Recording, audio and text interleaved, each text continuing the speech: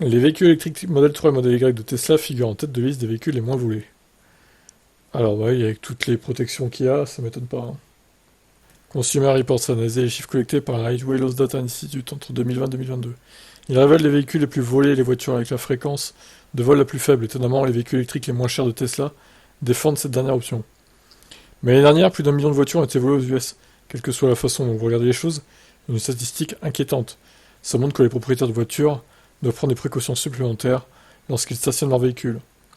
Je suis sûr que c'est les Kia et les Hyundai les plus volés en fait, à cause du Kia Challenge là, sur TikTok. Selon HLDI, les modèles 3 et modèles Y à transmission intégrale n'attirent pas les voleurs. C'est une évaluation intéressante étant donné que le constructeur basé au Texas fabrique des voitures qui sont considérées comme une amélioration du style de vie et ne sont pas bon marché. Après avoir introduit des remises importantes, bon ça on passe, ok d'accord. Il résume la gamme de Tesla, oui, on connaît.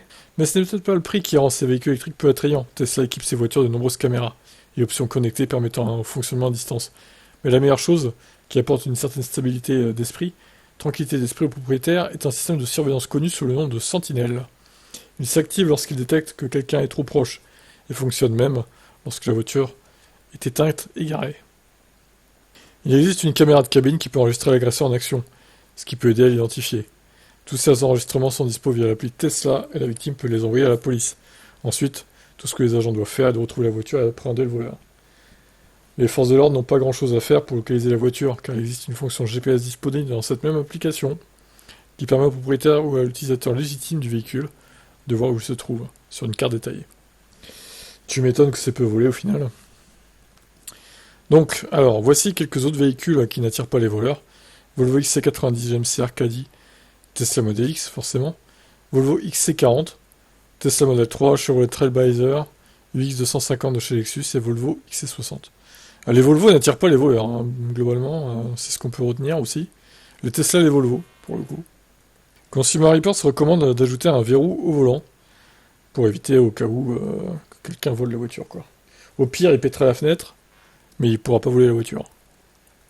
Alors, les plus volés, c'est pas des électriques, hein, du coup, c'est des Charger et Challenger, des Dodge. Ok, alors est-ce qu'il y a une liste là? Non, il n'y a pas de liste, dommage. Selon les chiffres d'un institut d'assurance, 25 des 1000 nouvelles chargeurs L4 assurés entre 2020 et 2022 ont été volés jusqu'à présent.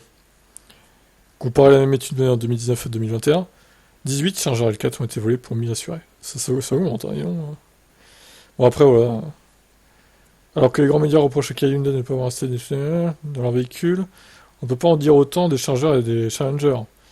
Que ça ait quelque chose à voir avec un parti pris médiatique en faveur d'une marque américaine reste à deviner. Mais si vous cherchez à mettre de l'argent pour votre propre L4, c'est quelque chose que vous devez envisager.